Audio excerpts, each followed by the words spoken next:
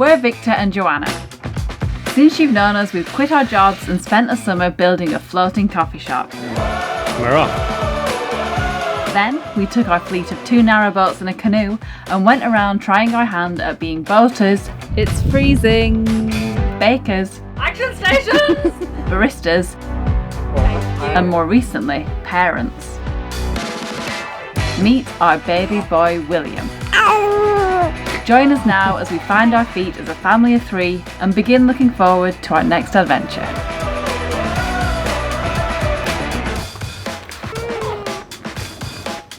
We're off, packing slightly less light these days. We're off to Blackburn.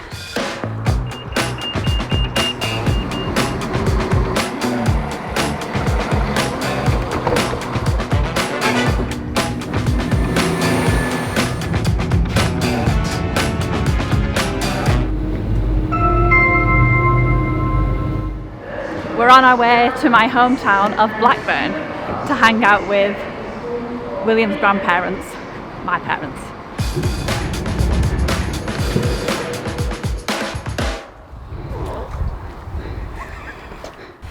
We are heading up to a local landmark at the moment. It's called Darwen Tower. Vic's trying to work out our elevation, but we can just see that it's 1,220 feet above sea level. We're probably 1,215 feet above now.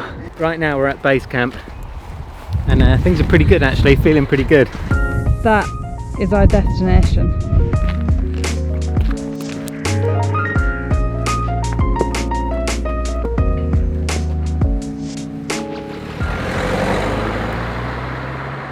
That was so Postman Pat-esque. Yeah, that was, isn't it?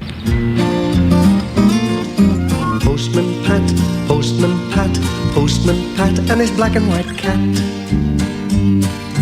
Pat feels he's a really happy man.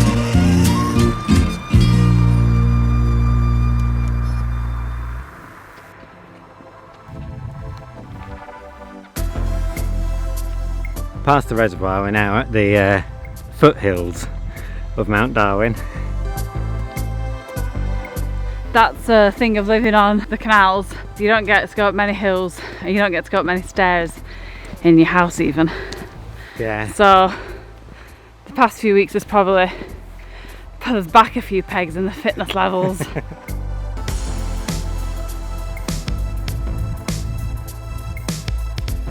The Jubilee Tower though, which is what we keep calling Darwen Tower, atop Darwen Hill, at the moment shrouded in mist. Gone. I'm starting to feel it a little in my thighs. This is what I like to call the final ascent. It's just the steep track bit up the side of the moor to the tower, which I just got no idea where it is. It's really misty up there. We had obviously brought you up here with the plan of showing you the magnificent views from the top. Not sure if that's going to happen today. Don't know if you can see the mist on camera, but it's coming in pretty thick. There's like instantly zero view. Visibility is like 10 meters. We've heard that the YouTube algorithm works in mysterious ways. This could be it, telling us to stick to our niche.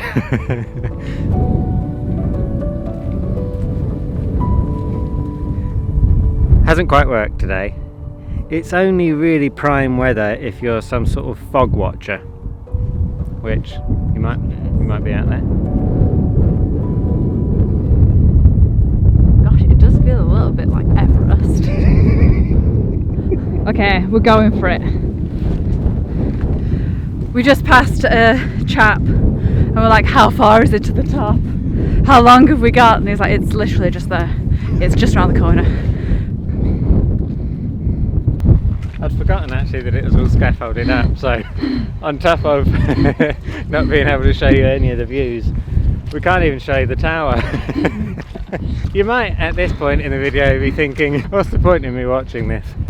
Welcome to Darwen Tower. Right, should we go back down? Yeah, good enough for us, isn't it? Oh yeah. Shorts and a t-shirt, is it? Trying to show us up.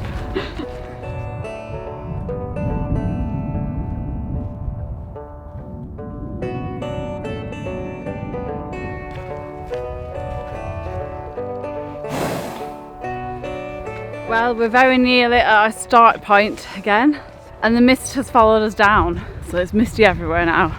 We're going to seek refuge in the pub. Warm our hands, change our nappies, Yeah, we all need it. charge our spirits. We were going to finish off in the pub, but it's closed on a Tuesday.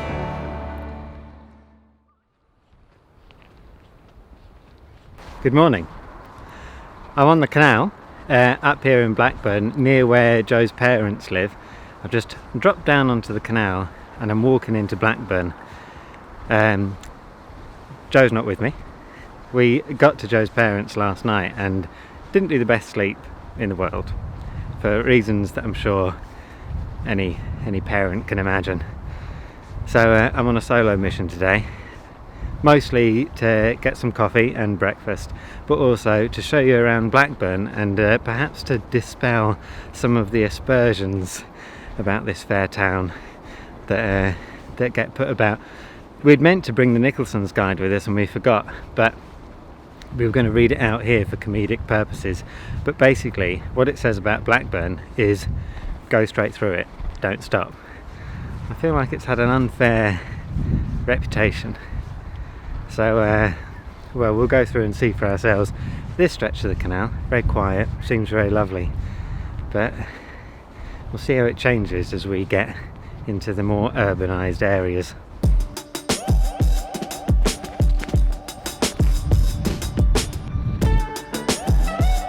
Gonna need a bigger boat. Someone around here knows us. Lovely little bowling club. Joe will be disappointed to have missed that.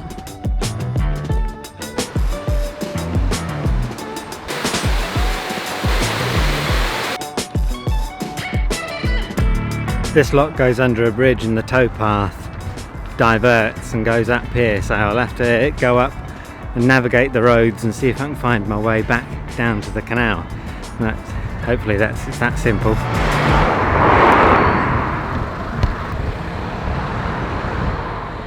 Found it again. It wasn't that hard, just across the road. Interesting lock opening mechanism on this gate. I think it's an answer to the problem of not having enough room to get a proper throw on the gate handles because of the bridge. So it's like you wind the cog round and open the doors that way. It's quite cool. It's the first time I've seen that.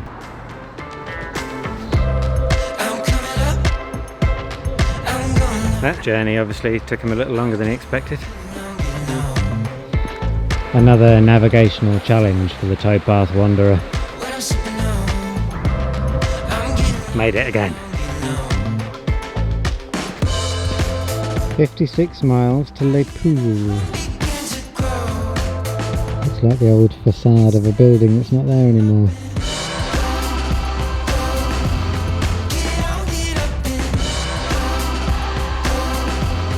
Okay, I'll admit there's a slight air of dereliction about Blackburn by canal, but there's also bits of beauty, as you'd expect from anywhere that could produce the one, the only Joanna. It's got its grit and its hopefulness about itself. But anyway, let's see what it's like, actual Blackburn town, because I've never actually been into Blackburn town. Let's see what it has to offer the wayfaring stranger.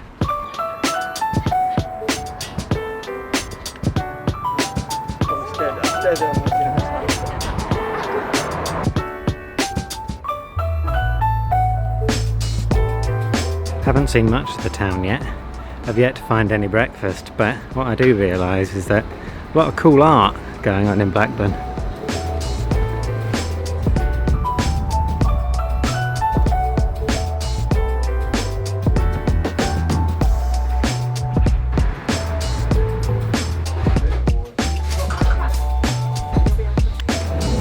Thank you. Found a little coffee for myself from a place called Exchange Coffee that roast their own beans. So quite excited to try this out. Now I think I'm going to head to the train station, get the train back, a little local.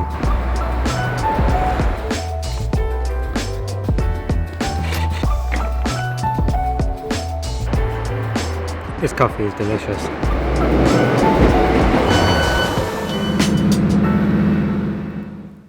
This is where we're staying tonight. It's called the Hamlet and it's a little village of shepherd's huts at Samlesbury Hall.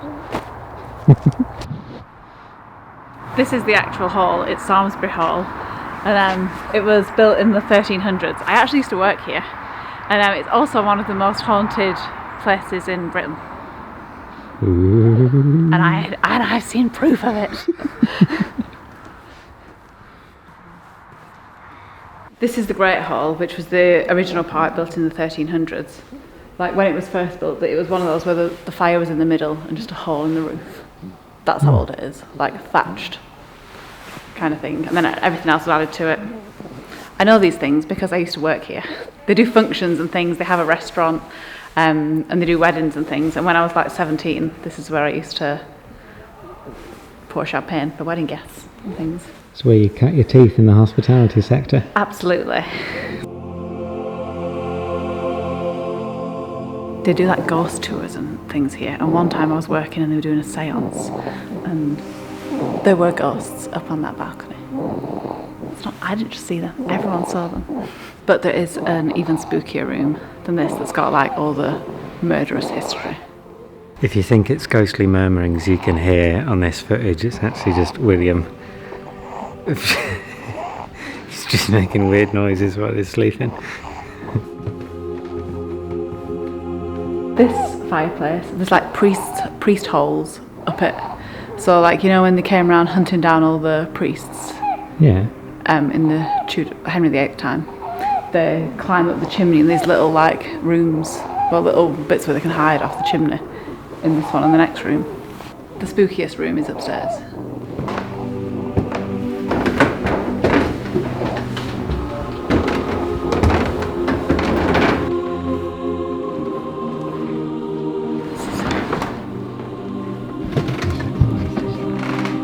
This room is the spookiest because they say that in the 1500s a priest was like followed up here, discovered in this room, this little vault hall, beheaded on the spot, and then his blood stained the floor so intensely that they had to close it up, and it was like closed up until like the 1900s.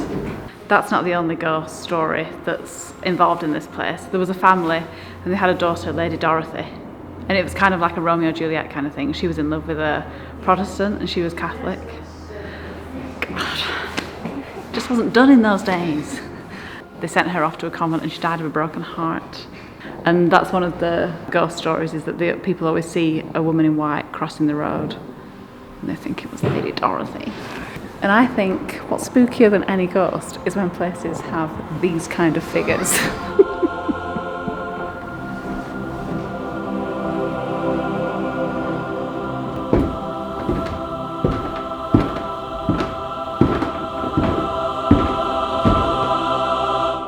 We're here quite late, so they're going around locking up. You don't want to get trapped in one of these rooms. It's going to be a spooky night, I think. There's not many people here in the little hamlet.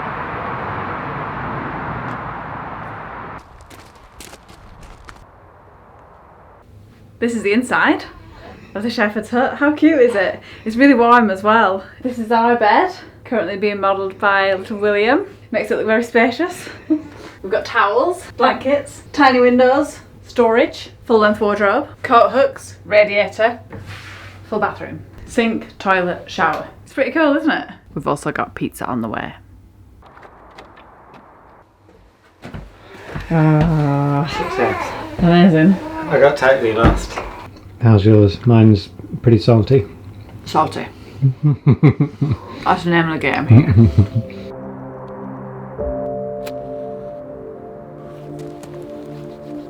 What a little snug bug. Those guys have gone back inside. I think I'm just going to stay out here being a pyromaniac for another hour or so, and then I'm going to head back in as well. So maybe I'll say goodnight here. We'll pick this up again tomorrow morning.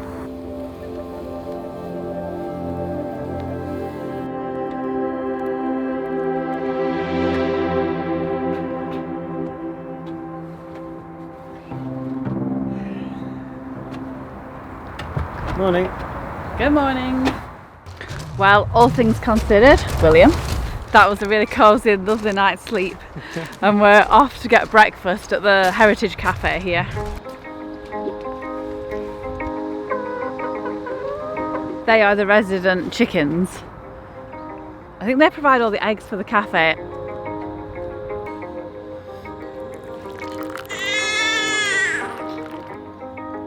Pretty impressive, eh?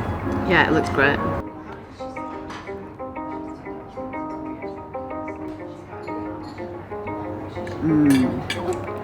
Oh, that is so good. It's